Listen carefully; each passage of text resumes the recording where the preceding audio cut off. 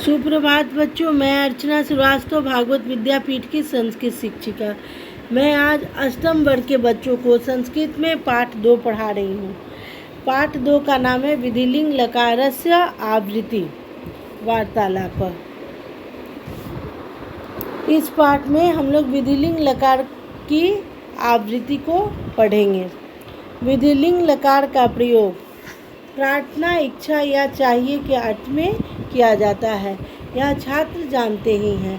उदाहरण: बालक समय पाठम पठेत। बालक को समय पर पाठ पढ़ना चाहिए। युवाम समय भोजनम खादेतम।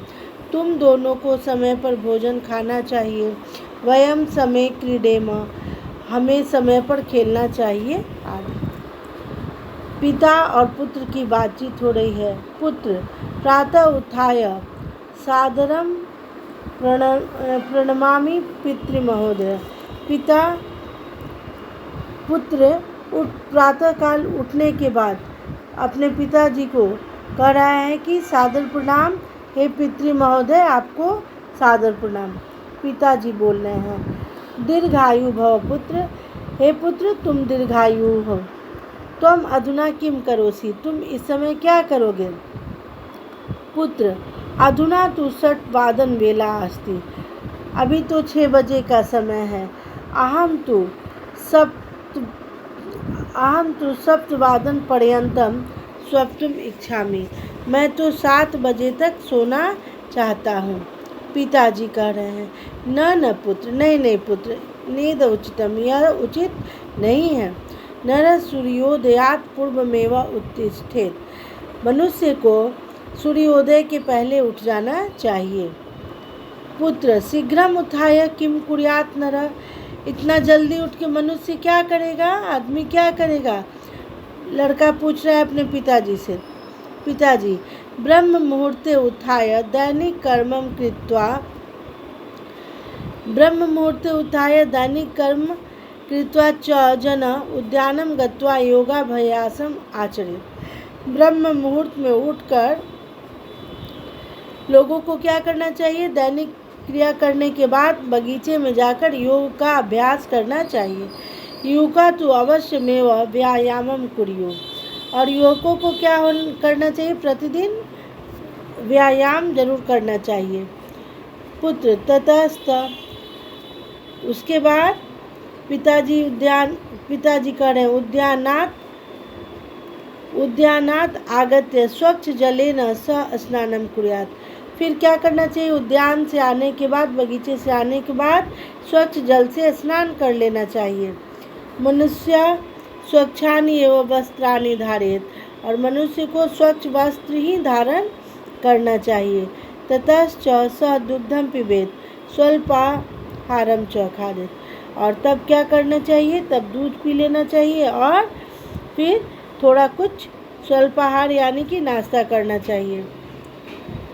पुत्र: पितृ महोदय, गृहस्य भोजनम खादितुम ने इच्छामि।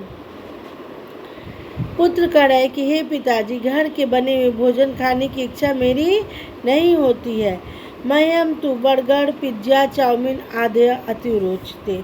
मुझे तो बर्गर, पिज्जा, चाउमीन ये सब बहुत अच्छा लगता है। पिताजी कह रहे हैं। परंतु पुत्र, एतानि वस्तुनि स्वास्थ्याय अतीव हानि प्रदानी। तब पिताजी कहते हैं कि नहीं बेटा, ये सब जो वस्तुएं खाने की चीज़ होती हैं वे बहुत ही स्वास्थ्य के लिए हानिप्रद है। गृहे पक्वम भोजनम स्वास्थ्याय हितकरम भवति। घर में जो बने हुए भोजन होते हैं वो स्वास्थ्य के लिए हितकर होते हैं। पुत्र: दुग्धम तुम मह्यम नैव रोचते। दूध तो हमको नहीं अच्छा लगता है। अहम प्रतिदिनम शीतपेयम पातुम इच्छामि। मुझे प्रतिदिन कोल्ड ड्रिंक्स पीना अच्छा लगता है। मैं प्रतिदिन कोल्ड ड्रिंक्स पीना चाहता हूँ। पिताजी: नैव पुत्र, नहीं पुत्र, नर शीतपेयम प्रतिदिनम नैव पिबेत। मनुष्य को प्रतिदिन, आदमी को डेली क्या कोल्ड ड्रिंक्स नहीं पीना चाहिए। पिताजी मना कर रहे हैं कि नहीं बेटा, आदमी को प्रतिदिन कोल्ड ड्रिंक्स नहीं पीना चाहिए। पुत्र कह रहा है कि मर्थम पितृ महोदय, क्यों पिताजी। पिता पुत्र दुग्धे तु संतुलित आहारस्य सर्वाणि गुणानि विद्यते। हे पुत्र, दूध में तो संतुलित आहार है और सभी गुण विद्यमान हैं। शरीरस्य पूर्ण विकासाय दुग्धम अति लाभप्रदम। शरीर के पूर्ण विकास के लिए दूध जो है वो बहुत ही लाभप्रद है। युवका तु प्रतिदिनं धावनं क्रीडनं व्यायामं च अवश्यमेव कुर्युः। मनुष्य को प्रतिदिन दौड़ना चाहिए, खेलना चाहिए और व्यायाम करना चाहिए।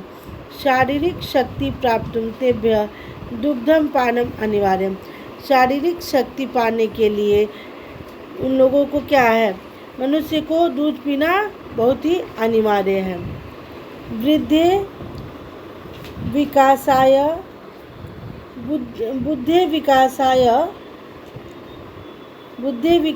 अपि दुग्धम महत्वपूर्णं भवति।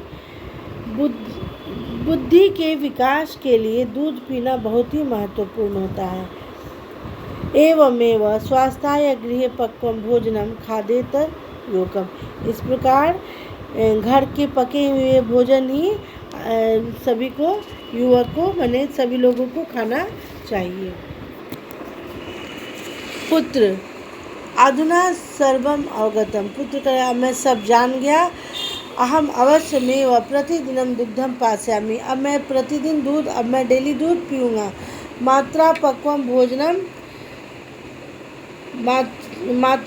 भोजनम एवं खादिष्यामि। यत स्वस्थ शरीरेण एव अध्ययनं सुचारुरूपेण कर्तुं शक्यते। अब मैं क्या करूँगा, अब मैं माता के बनाए हुए भोजन को ही खाऊँगा, जिससे कि मेरा शरीर स्वस्थ रहेगा और मैं अपना अध्ययन सुचारू रूप से कर सकूँगा। पिताजी शोभनम पुत्र, बहुत अच्छा बेटा। आवाम अधुना स्वल्प कालाय उद्यानम गच्छेव। अब मैं थोड़े समय के लिए बगीचे में जाना चाहता हूँ। त्वं तत्र धावे क्रीडे च। अब हम दोनों थोड़े समय के लिए कहाँ जाएंगे, बगीचे में जाएंगे। तुम वहाँ जाकर क्या करोगे, दौड़ो और खेलो। पुत्र आगच्छामि पितृ महोदय, आता हूँ हे पिताजी, मैं भी आता हूँ। ठीक है, तो आप लोग बच्चा लोग ये चैप्टर पढ़ ही लिए हैं और कहीं दिक्कत होगी तो कहिएगा हमसे, मैं फिर से बताऊँगी और आप लोग इसका शब्दार्थ भी कर लीजिएगा याद। ठीक है बच्चा लोग, धन्यवाद बच्चों।